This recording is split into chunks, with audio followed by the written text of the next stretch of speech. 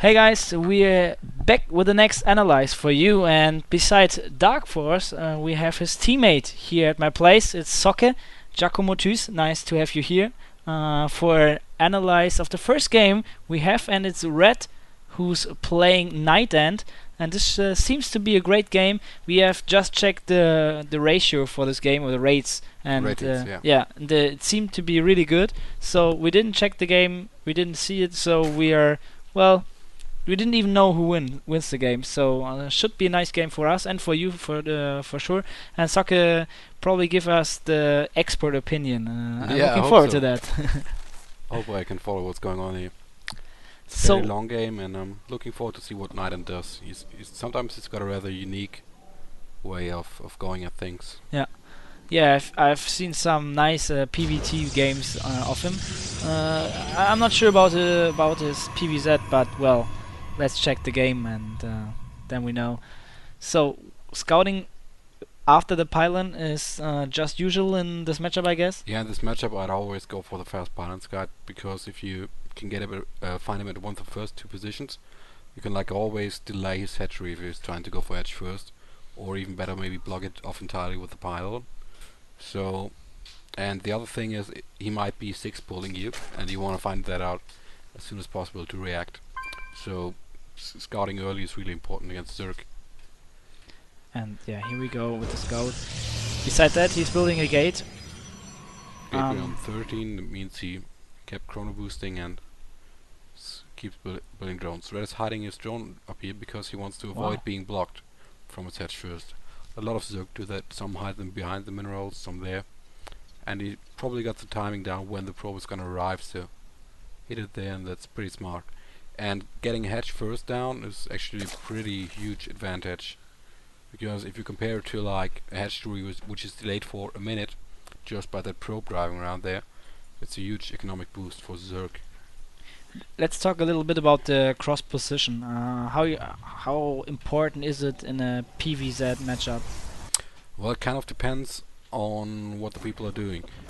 In general, I think the longer the position is, the more it favors the Zerg, because like 4-gate push, which used to be pretty common, gets worse with increasing distance, and also stuff like Zealot Cannon Rush to contain gets weaker by longer distance. But on the other hand, if Portus goes for some kind of fast expansion and the Zerg tries to punish it, This is Rotterdam, by the way. tries to punish it with roaches, it benefits the Protoss if the distance is longer. So I guess in general it tends to lead to longer games, and maybe favors the Zerg, because he likes to power up drones. And the thing is, Yeah. when Protoss moves out, the longer the ways, the more time he has to build units, because he wants to keep building drones until he sees the Protoss moving out, and he's got more time to react, to build up an army to defend. And here we go with the first two zealots and the forge in the game. So, how much do you like personally the cross position? Actually, I prefer close positions, because I feel like you have to put on pressure against Zerg, because otherwise they can just power too hard. Right. You all know this guy from Netherlands, the Dutch guy.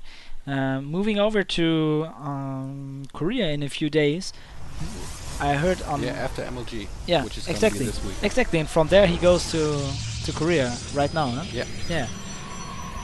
So he just the funny thing about that, so a little off topic, is that he tried to get his driver's license and he failed the first time. Ah, that's too bad. And he said that he won't leave to Korea until he got his driver's license, and he has his test right before he goes to MLG.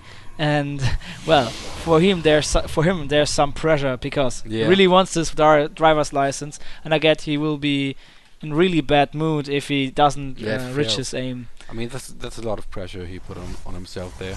I mean, that's also not good, like going into a tourney, like you just failed your driver's license Yeah. test. then you go Twice, to- then yeah, then you go to a tourney. I would like that. But anyway, let's focus on the game. Yeah.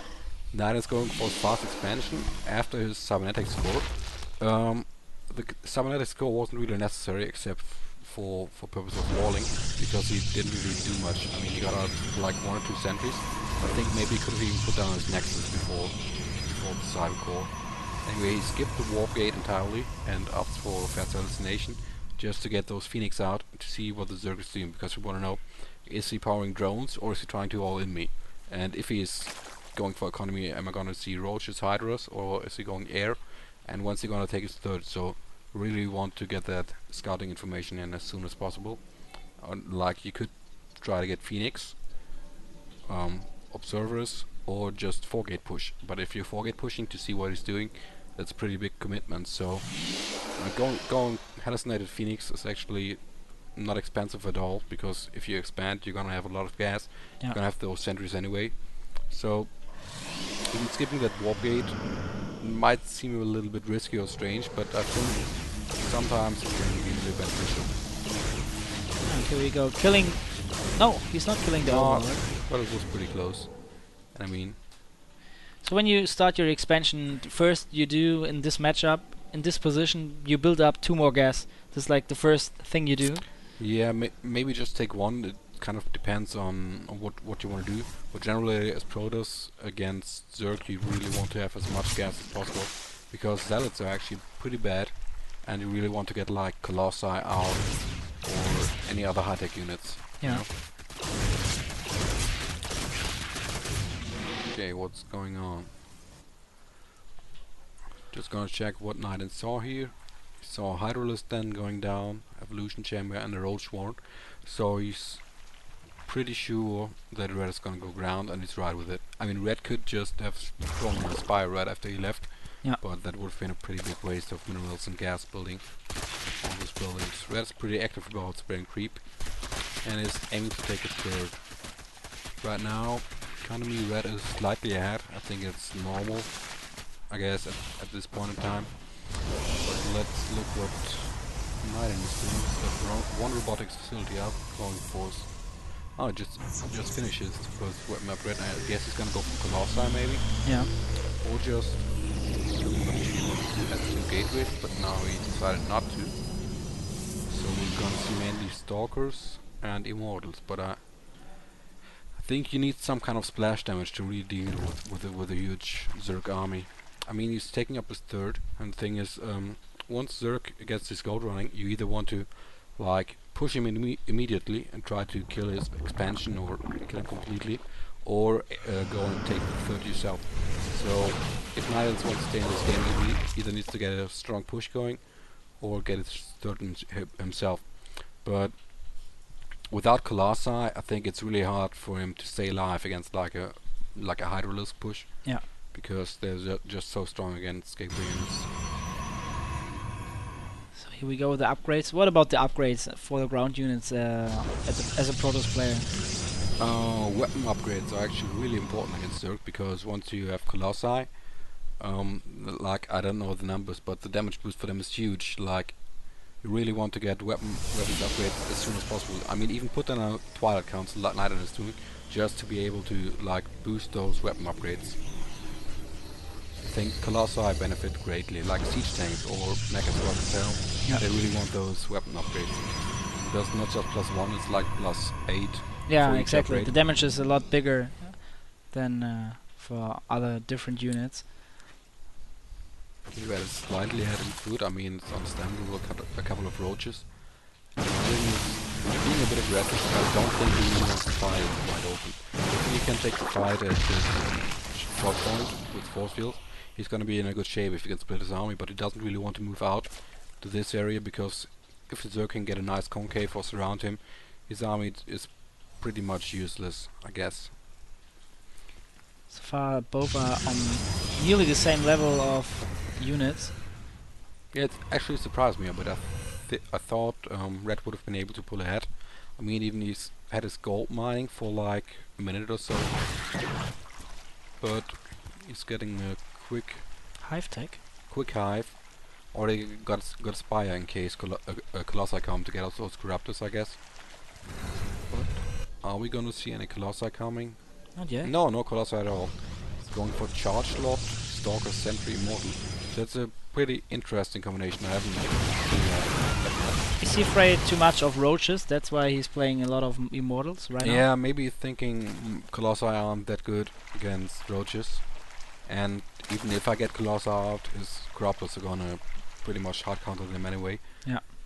So, I'm interested to see how this will play out. I mean, Zergs get still like 2 expansions ahead now. It's gonna be 1 expansion ahead once this gets running.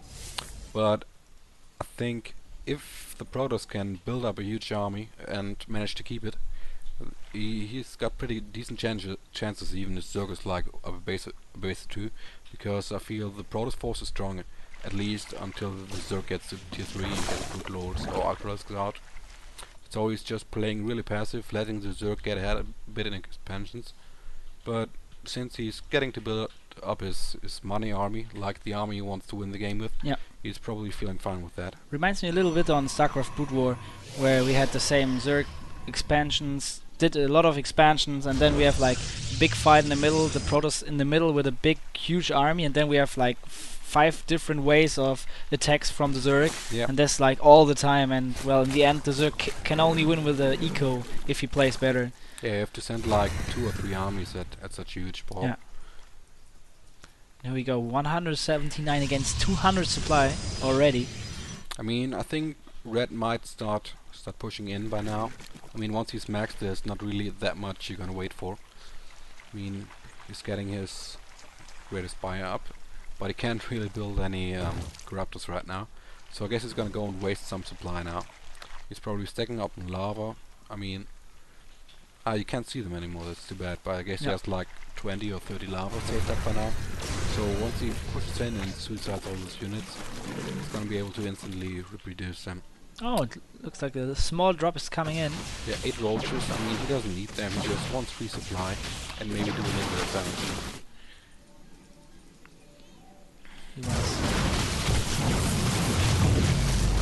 Oh, he's losing the Stalker in the base, warping in some more. The thing is, if he were to just 1 egg take that, he'd lose his still base. So it's good that he doesn't do that. Like, I mean, he even got Blink, he could send like 10 stalks up if he uses that. But, I mean, he loses a couple of units, but this shouldn't be too big of a deal. By the way, Dark Shrine, do you use them for some annoying harassment or? Yeah, I guess that's his plan. I don't think it's gonna be like a component of his main army, but if he can like send a Dark Templar to each base, and he isn't like really prepared for this, he's gonna take a lot of damage. But actually, he probably saw the Dark Shrine, or he knew that it was coming, because he has a Spore Crawler and a Sunken. He has a Spore Crawler as well. So if Knighten tries to send a T-Sin, Red is gonna be pretty well prepared. I mean, he could send there's actually a Wall Prison. He could like try. Ah, here we go. Just we missed that, but if you can like snap the Greater Spire or the Evil Chambers, that would be pretty good for him. But this drop is a little bigger than before. They're both maxing right now. How much does it hurt you as a Protoss player to get 4 Overlords full of roaches in your base? I mean, the army isn't that big. The thing is, if a huge push comes in from the front while it happens, it can really hurt you, but I wouldn't. It's kind of annoying, you know. But it's not like it's really killing you, but finding the whole time. And if I feel like I'm bad and I need to finish it, a drop like that happens at that moment, and it's like really bad. If I just want to power up right now, like get my big base so I can produce faster and feeling fine, then those drops don't really hurt me that much. Those 2 geysers haven't been taken yet. That's actually pretty bad, because you really want those gas. I mean, look at his resources. The Overmints are a lot of Overmints, but he's still low on gas. I mean, Red is also probably wondering what the fuck is Knighten doing. Like, why isn't he attacking? Because normally that's what Protoss do, push at some time. But he's just happy that he was able to go to 200, and we're gonna see some max army fights now, I guess. Well, this is just a small. Are pretty even, 3-1 against 2-2. And Red still doesn't want to engage. He didn't also use his Warp Prism so far. Oh, wait. 2 Dark Templars. He gets the Hive right now. He gets the Hive and the Greater Spire as well. Gonna be really bad for Red because Oh, the hive takes so long to build. all the ultras are coming. It goes, and one hit was Wow. missing there. I mean, he Oh, could he just warp in like 2 stalkers, but I guess it's too late now. It's like whenever I see Marauder. Wow, he could have attacking- killed the hive, but yeah, that would actually been pretty huge. I mean, no more upgrades, and even if you got to kill like the Ultra Scavenger or the Greatest Spire, there wouldn't be any of those coming for like another. how important is it to get the next expansion settled up soon? I mean, the thing is, he's maxed. What's he gonna do with his resources? I mean, he can add more gateways to reproduce more quickly. Yeah. So that's pretty good. But just if you have so many minerals, just take more expansions. And that'll be fine. Link up Nagans, more are really good against this. You really want to link up on Oh, those broodlords getting hurt by all the stalkers. Actually, I'm wondering why isn't there just really titles? Like, the whole Protoss army is kind of bad against titles. Yet, like, someone didn't get too many of those. I mean, if you have got a problem, a couple of good lords is strong. But against link stalkers, it can be, if there's no certain runs going on. So you really want to have like only a certain hard promotions underneath. Because once the link stalkers click in, it's not the controls. You want to have something that Resonate and Colossi, I mean, they're not really doing that much. They haven't taken any damage yet. Yeah. So that's protecting them out, so I'm getting focused. So that's not a problem. I mean, he's maxed, but his results multiply sitting in the same. Building Oh, a lot of nine ultra lists. ultras, Yeah. yeah. They take so fucking long to build. But he got a lot of immortals coming in. Yeah, I guess Naiden should probably take it a bit slower now. I mean, he wants to get up to 200 again before it starts fighting. He doesn't want to have a fight with like 150 supply against 200, Yeah. because he'd probably lose that. I guess he's gonna sit back and try to defend until he's maxed again. Get more upgrades in. I mean, he's got 2 forges even. And with the Immortals, he's fine against the Ultralisks. Blinkstalkers good against Broodlords. So, He's trying to do a drop on the 12 clock position. I mean, there's a lot of cannons, but if there's Ultralisks, yeah, Ultralisks, pretty good links. I don't think cannons alone won't be able to defend that, but he's probably pulling a bit of his army. And if Red's smart, he's gonna attack at another point as well. Both maxed again, but Red stopped. So what kind of army do you need as a Zerg player to win against such a big... It's really tough. I think his composition is pretty good. I mean, he's trying not to take those fights, which is pretty smart. And also Broodlords are really good. I mean, he hasn't got that many upgrades against them, but like this one Broodlord is really hard to play against Taurus. So I guess he should like try to get a couple of Broodlords and a ground army to protect them from the Taurus. To get that really bad. And since neither is going for neither Storm nor Colossi, I think Hydralisks would be the best choice. Better than Zerglings, Yeah. Ultralisks or Roaches. Like Hydralisk are great against everything except for Storm and Colossi. Since you should probably go more Hydralisk everything. I mean, he even got the gas to support for Hydralisk. With this amount of immortals, what can you do? How do you counter? Really just do Hydras? I think Hydralisk would be best, yeah. I mean, you can a couple of Zerglings, but like fighting with those small amount of units against large armies always hurts. He's trying to buy time for more units. And even always got to do enough time. I mean, it's just wasting some units there because he doesn't want to lose his bases. He's losing all his Broodlords in this big and huge fight. We missed something here, probably like easy something or but at this point I don't think there's really that much left to do. I mean, he was up to 200, 6 bases or something. Someone didn't find the right unit composition to beat Naiden. I think Hydralisks to support the Broodlords might have been the best idea. Wow. So going Ultralisk against Immortal probably wasn't the best choice. I think so too. So your opinion is we need Hydralisk for this game. And in this special situation, since there were no Colossi or Storm, it would have been best for sure. Don't go Ultralisk against Immortal. Okay, well, thank you, Socke, for your opinion.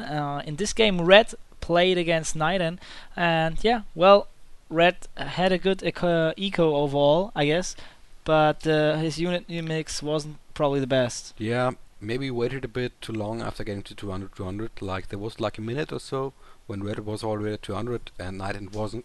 Maybe that was when he should have really tried to push in and reinforce and like maybe try to kill the Protoss Gold or something. Thank you. Yeah, Thank you. no problem. I hope you enjoyed this analyze. I guess we get some more for you. We had a small, Socke and Dark Horse, they have a small deal. Who's higher in ladder can commentate and analyze some games, and the lower one has to play. I will be after this match. And actually, Dark Force said he will be on the higher level after this match, because before that, Socke was 30 points ahead. Yeah. Yeah, and well, this is over soon as it seems, but hope you enjoyed it, and we get some more of this.